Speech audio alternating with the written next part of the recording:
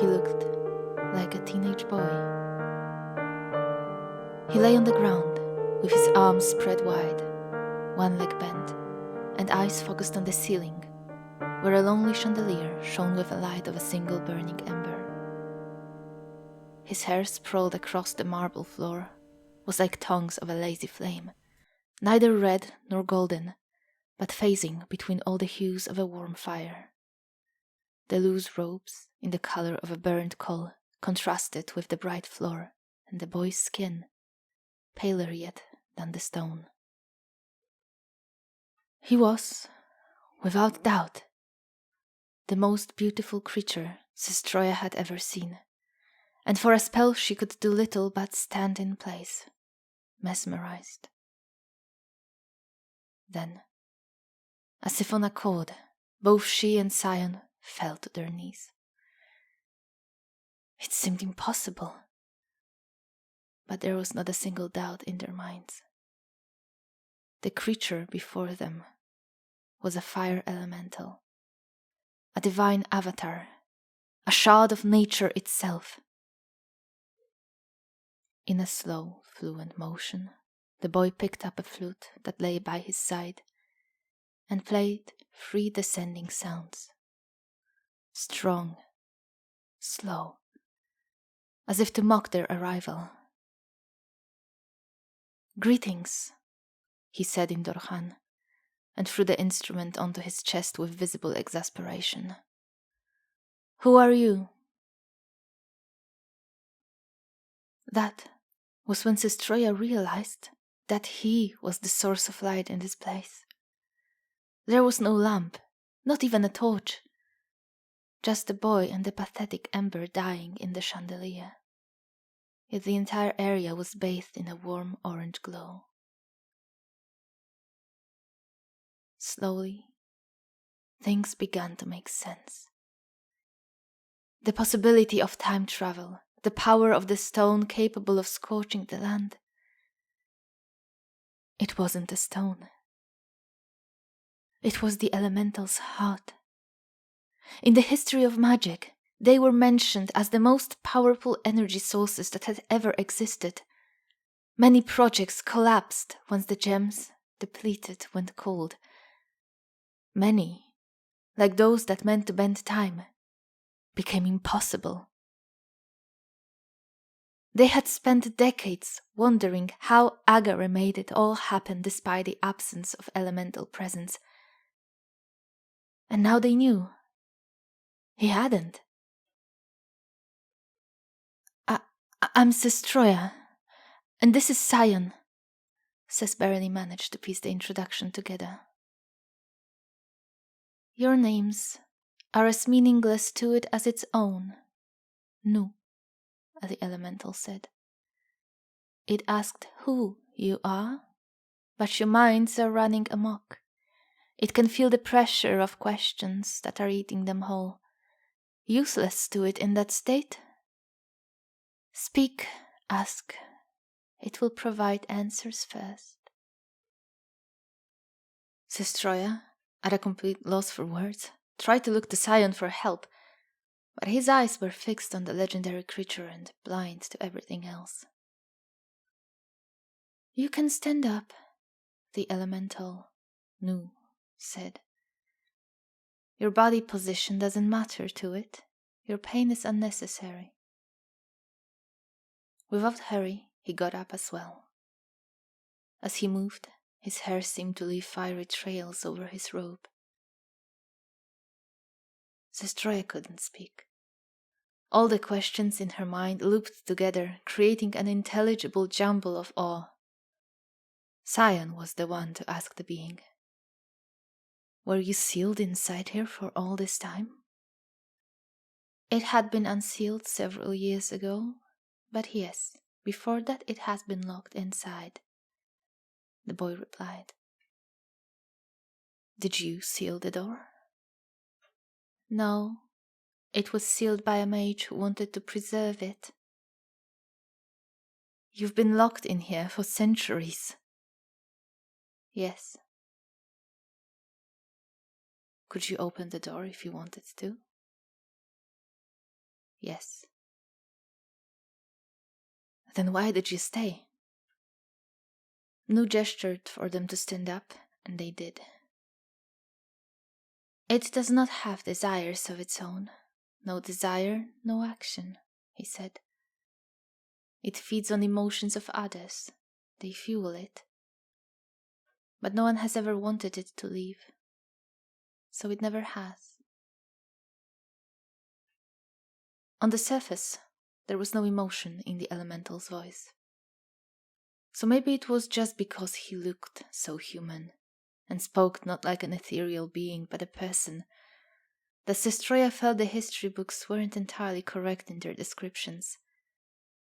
They told of elementals who were divine spirits devoid of emotion and humanity, wild manifestations of elements, nothing more, nothing less. Yet during the time they had spent in Dardena, she learned more about the goddess of fire, who, unlike the other recreation deities of this realm, found humans fascinating and chose to mingle with them. The Dardanians believed that through that she had absorbed a bit of humanity herself. And if it was so, maybe it was also reflected in her children. Though hearing what Nu had just said, Sestroya wished it wasn't true. Are there any more questions that require an immediate answer? He asked. Or can you focus on its inquiries now? The boy scowled and crossed his arms on his chest, still holding the flute in one hand. Yes, it is annoyed. No, it does not hear your thoughts, but it can feel the emotions in them, like the fear that it can reach your minds. Anything else? There was so much. But in the end it didn't matter, did it? You asked who we are, Sestroya said hence. We come from a different timeline. We believe it was created by you, or with the help of your heart. Nu tilted his head. Time has been altered. That is interesting. Why? Piece by piece, on Nu's request, Sion and Sestroya began to retell the story to the best of their ability. And once we regained our memory, we swore to do anything to fix it, Sestroya said. Why? The boy interrupted her. Because everything was wrong. Mem was enslaved. No, it understands the events. But events don't cause real promises or real actions. That is what it wants to know. Why did you swear to fix it? Because it was killing us. To see everyone we knew suffer at the hands of Dardanians, while we remembered our different lives. We felt desperate, broken. It was injustice and pain. You feel nothing of it, Nu said what Sestroya knew well. You use big words, but they mean little. Why did you do it? Because... Sestroya's words trailed off. She had done all she could to keep all the memories of Mem alive in her head, revisiting them, recalling them, retelling them to Sion. Yet though she could keep the events fresh in her mind, the emotions eventually became nothing but words that used to describe them. The chamber fell into silence, which lasted and lasted, so much longer than it should have. Nu broke it, asking, Why are you here? We are searching for the source of the spell to undo it, Sion answered this question. We believe it's your heart. It is. Agara used it to create the portal. Nu brought the flute to his lips and played a thoughtful tune. If you found my heart in the second timeline, he must have taken it again. Curious, isn't it?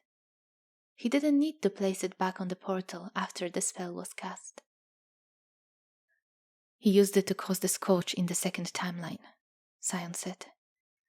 He meant to give his younger self the power that came with it. Ah, indeed, Nu nodded. If he came here with such a request and revealed the time manipulation, it would have tricked him to take its heart out again and bring it to where it could cause chaos. It seems to have worked. You have used it to complicate his plans. He looked straight at Sess and Sion. When he stepped forward, they instinctively backed away. Don't fear. It has no reason to harm you, the elemental said. Suddenly the boy's mellow attitude disappeared, and it was as if a new life had come into him. It is just thrilled that its trick worked, and that Agare plans may burn because of the deception. Don't you think it's fun how things went out of his control? He grinned. And then, in this reality, Rae Aurora came to it and unsealed the door to plead with it for the scorched ground. It sees the irony now. It wasn't Aurora's plan, it was Agare's, but for some reason that changed. I killed Agare, Zestroya filled in the blank. Nu burst into laughter. Oh, brilliant! You used his portal to undo his plan, killed him for some random reason, and then Aurora did what you were trying to prevent, and now you're here to wreck his accomplishment as well. It's like nothing matters at all. A circle of flame that consumes everything as it should. Tell me, you still wish to undo the spell? Complete the incineration? Is that why you're here? Yes. Why? He asked. Tell me why. I can't, Zestroya said. Your desire is nothing but ashes, isn't it? Nu stepped even closer to them. He smelled of burning matches. So how did you come here? What drove you? A promise, she replied. There may not be much emotion behind it now, but there used to be. And as long as we remember that, we must keep it. It can feel every fiber of your being beg you not to do what you intend. Nu watched them with eyes wide open. His burning irises were swirling like the flaming circles he spoke of. It is most fascinating. Such a shame that this bizarre contradiction will disappear together with the spell. But at the same time, to let it come to its ridiculous conclusion is a wonder, Blaze. It shall not deny it. You will help us. In a way, Nu smiled. It will present you with an opportunity, he said. It cannot undo Agare's spell, as it doesn't feel the desire to do so, the elemental said. It could feed on your passion, as it fed on Rae Aurora's when he came to ask for the ground to be scorched. But you are barren. But it does have a different desire awakened inside it through your conflicting emotions. It will give you a choice. It will allow you to undo the spell, yes, but it will not do it for you.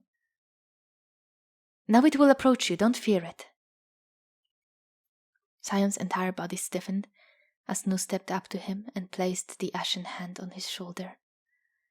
The elemental leant in and whispered something in his ear. Then he walked over to Zestroya and did the same. It told Sion that to undo the spell, he must take the heart out of its chest and hurl it against the floor. He doesn't know that when the heart shatters, the spell will not be undone, but the opposite. There will be nothing left that can dispel it.